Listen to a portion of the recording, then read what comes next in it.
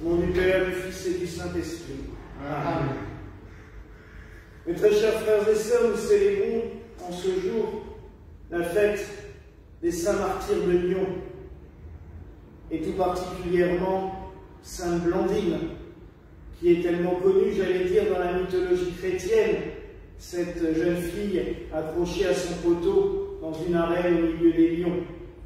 On célèbre Saint Pothin, qui fut le premier évêque de Lyon, et je vous en ai déjà parlé, puisqu'il avait été consacré par Saint Polycarpe de Smyrne, lui-même consacré par Saint Jean l'Évangéliste. Donc, une des, j'allais dire, les branches les plus directes qui nous relient aux apôtres, à notre Seigneur Jésus-Christ, et aussi qui fait de l'Église de France, de l'Église des Gaules, une fille directe de Saint Jean.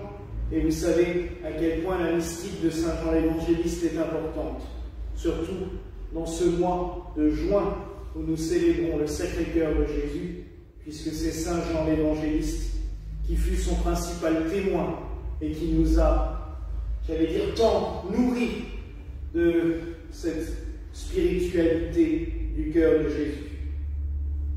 Avec eux, nous célébrons aussi une bonne trentaine de personnes qui ont été tuées à la même période, et nous sommes en l'an 177 après Jésus-Christ, donc vous voyez, très très proche, 150 ans après la mort du Christ sur le calvaire et après son ascension.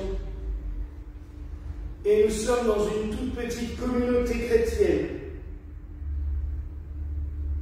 D'ailleurs, à l'époque, à Lyon, on ne les considère pas comme chrétiens, mais juste comme une secte, une petite secte juive, un peu bizarre puisqu'ils ont d'autres coutumes que les juifs de la communauté de Lyon, mais pour plusieurs, ce n'est qu'une petite secte juive. À Lyon, à l'époque, on vénère la déesse Cybèle. Et comme tous les dieux païens, on les vénère par des sacrifices animaliers, mais aussi humains. Alors on ne dit pas cela sous cette forme-là, mais comme on offre des jeux en leur honneur et qu'on tue des chrétiens ou d'autres personnes, des esclaves, forcément, ce culte est purement et franchement satanique. On ne connaît pas grand-chose de la vie de nos martyrs, mais ils ont marqué les esprits, tout simplement parce qu'ils sont le ferment. La semence du christianisme en Gaule, à Lyon, mais en Gaule, dans toute la Gaule, et c'est d'ailleurs pour cela que la ville de Lyon est devenue la primatiale des Gaules, et que l'évêque de Lyon porte toujours ce titre honorifique de primat des Gaules, même si, avec les structures modernes de l'Église, on a inventé les conférences épiscopales et d'autres instances qui fait que ce titre n'est plus que purement honorifique, alors que jusqu'au Concile, c'était vraiment un titre, j'allais dire, patriarcal pour la Gaule, et le primat des Gaules était le référent, c'était vers lui qu'on se tournait quand il y avait quelques soucis, ou même, tout simplement, comme représentant du clergé de France. Il faut aller à Lyon. Je vous invite à y aller, mais à vous balader, car cette ville a gardé, mais précieusement, vraiment précieusement, le souvenir de ses martyrs. Et on peut aller dans tous les lieux. Tout est là. Le théâtre, sur les pentes de la Croix-Rousse, où ils ont été martyrisés, là où on dit que les lions, d'ailleurs, ont tourné autour de Blandine et n'osaient pas l'approcher. Il y a la prison de l'Anticaille, qui est sous un ancien hôpital, qui a été conservé, transformé en chapelle, avec des jolies mosaïques racontant la mort de nos martyrs. Et c'est dans cette prison qu'est mort Saint Pothin, puisque Saint Pothin, lui, n'a pas été martyrisé en étant jeté dans l'arène, mais en étant tout simplement affamé au fond d'une prison. On l'a enfermé dans cette prison et on a arrêté de le nourrir. Et il est mort de faim petit à petit. Vous vous baladez là, puis après, il faut aller vers l'église Saint-Irénée, qui était le successeur de Pothin, qui a eu la chance de ne pas mourir martyrisé. Et dans cette église, il y a une crypte, la crypte des martyrs, un très beau lieu, et c'est construit à l'endroit où on a jeté tous les corps des martyrs dans un puits. À l'époque, ça se faisait pour se débarrasser, on a jeté tous les corps dans un grand puits, et la tradition les a gardés, et entre-temps, on a vidé le puits pour sortir tous les corps, et ils sont conservés dans un majestueux reliquaire dans cette crypte. Et c'est un endroit vraiment très fort, et j'ai eu l'occasion de prier il y a quelques années avec un maman. Et on sent vraiment une force, cette force invincible, j'allais dire, dont nous parlent les psaumes. Et ça a laissé à cette ville de Lyon une empreinte particulière. Et le culte des martyrs de Lyon a été conservé, peut-être aussi parce que la ville de Lyon a gardé cette liturgie propre. J'en ai déjà parlé, c'est que jusque dans les années 70, à Lyon, on ne célébrait pas la messe du tout, comme dans tout le reste de l'église romaine. C'était un rite très beau, très ample, très solennel, avec énormément de piété, mais aussi beaucoup de solennité. C'était vraiment impressionnant la solennité qu'il y avait, avec beaucoup d'enfants de chœur. Alors pour célébrer la messe gallicane, parce que c'était un rite gallican à Lyon, quand l'évêque célébrait, il fallait 7 prêtres, 7 diacres, 7 sous-diacres, et ainsi de suite. Donc vous voyez l'immensité de cette liturgie. Mais tout cela parce que ça rappelait cette foi chrétienne propre, vraiment vissée dans leur corps et dans leur cœur par le Seigneur. Et par les souvenirs de ces martyrs. Ils ont laissé une empreinte vraiment forte dans le cœur des Lyonnais. Et c'est peut-être aussi pour cela que, même si on est dans ce monde un peu matérialiste et moderniste, là-bas ils ont gardé ces traditions comme la procession de...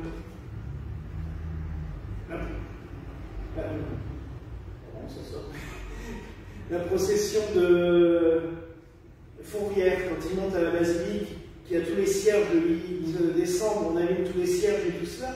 Tout cela vient de là, en fait. Une ville ou un endroit qui a été marqué par le martyre, par la douleur, par la souffrance.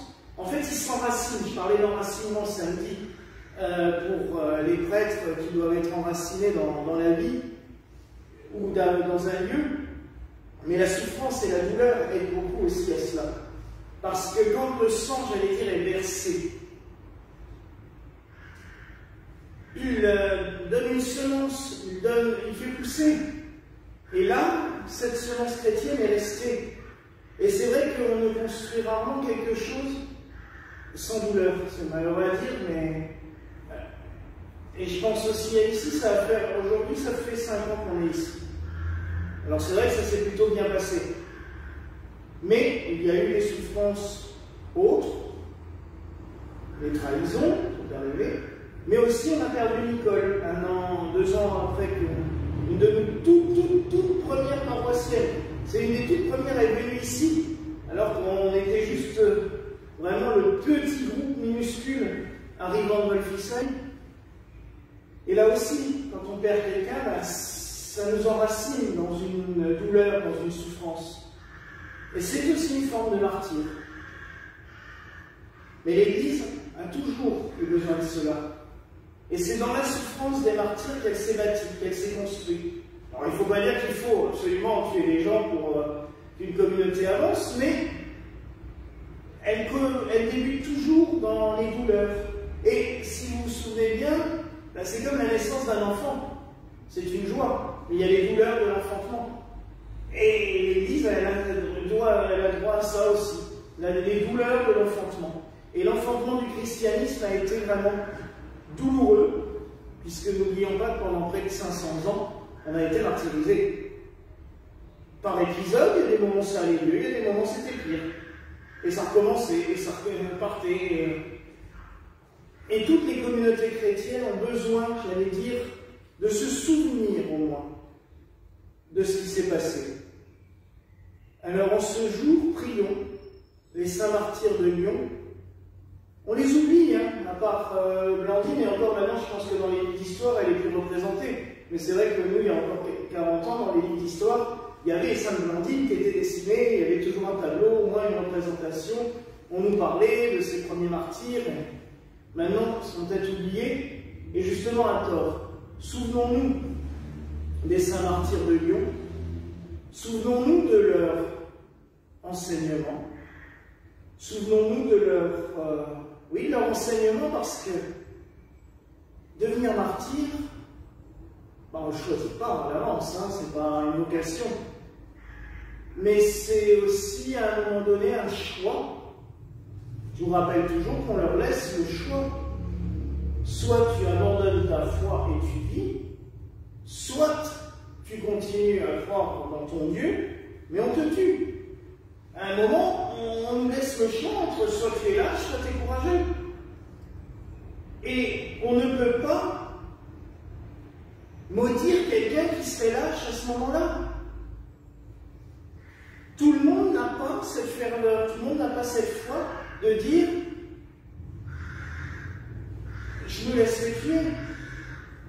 C'est ce que je disais quand le père Hamel a été martyrisé il y a 5 ans, justement. Durant la messe, il a accepté son martyr. Il est resté. Il aurait pu très bien partir en courant ou se planquer ou aller se mettre. Non, il a continué. Il a d'abord essayé de parlementer avec ces gars-là, puis il s'est laissé martyriser. C'était sa vocation de prêtre, peut-être qui a fait qu'il avait cette ferveur particulière. Mais il n'empêche que tout le monde ne réagirait pas de la même façon. On ne peut pas rejeter quelqu'un qui le ferait. Tout le monde n'a pas forcément, j'allais dire, la vocation à mourir. Peut-être parce qu'ils ne se sentent pas prêts à un moment donné. Je ne sais pas si demain un terroriste arriverait là, comment on réagirait, même moi. Là, je peux faire des belles paroles en disant, bah oui, si tu veux me tuer, qui me tue. Ce sera la plus belle des choses, je suis en train de célébrer la messe. Mais ça ne veut pas dire qu'à ce moment-là, je ne partirai pas au courant parce que j'aurai la peur qu'il va nous tirailler à ce moment-là. On n'en sait rien, on ne sait pas. Je pense que c'est aussi une grâce que les martyrs de Lyon et tous les autres martyrs ont reçu. C'est cette grâce de la force et du courage. À un moment donné, le Seigneur a dû leur donner une force particulière pour leur dire, ben oui, allez-y, courage, je ne vous abandonne pas. Et je me mets aussi toujours, je pense toujours, parce que je suis originaire d'un village qui a connu les martyrs pendant la Révolution française. À Gaïs-Messel, on a eu 7 martyrs. 7 hommes qui ont été tués tout simplement parce qu'ils avaient organisé une procession en l'honneur de Saint-Louis. Et que les révolutionnaires un peu complètement abrutis avaient confondu Saint-Louis et le roi Louis. Donc ils ont entendu des chants latins, ils ont entendu qu'on parlait de Louis, ils se sont dit parle du roi, on va les guillotiner. Ils ont été emmenés de Place Kléber et on les a guillotinés.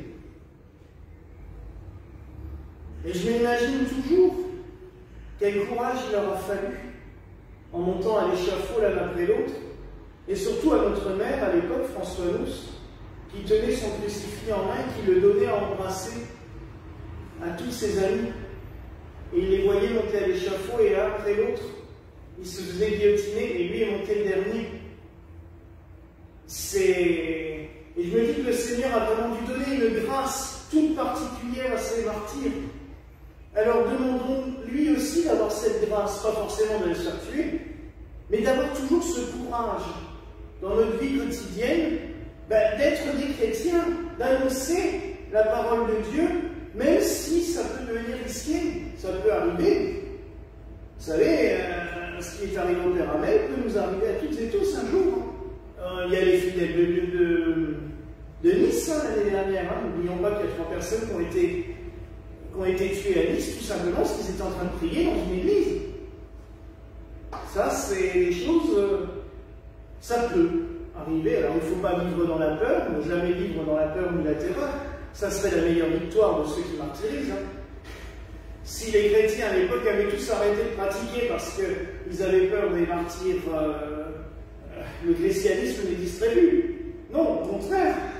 Et c'est pour cela que je persiste à dire qu'il faut être des chrétiens visibles. Et c'est-à-dire audibles, c'est pour ça qu'on met des cloches. On nous entend. À un moment, il faut être soi-même. On croit en quelque chose, il faut être fier de ce que l'on croit. Mais il faut aussi que le Seigneur nous donne le courage. Le courage d'avancer dans la vie chrétienne. Et ça, nous pouvons le demander par l'intercession des saints martyrs de Lyon, de Sainte Blandine, de Saint Potin, et de tous les saints lyonnais. Alors demandons-leur vraiment ce soir de nous donner, de supplier le Seigneur de nous donner le don de la force, le don du courage, pour que nous puissions affronter les épreuves quotidiennes de nos vies, mais aussi que nous puissions continuer à proclamer le message du Christ dans la paix, dans la sérénité, dans l'amour, et avec une forte et vive conviction, non pas pour défendre un traditionnalisme ou juste une formule politique, mais défendre une vie chrétienne, une vie d'amour, une vie tout droit dans les messages de l'Évangile, une vie d'accueil, une vie de miséricorde. Voilà la grâce que nous nous souhaitons ce soir au nom du Père, du Fils et du Saint-Esprit. Amen. Et que la paix du Seigneur soit toujours avec vous.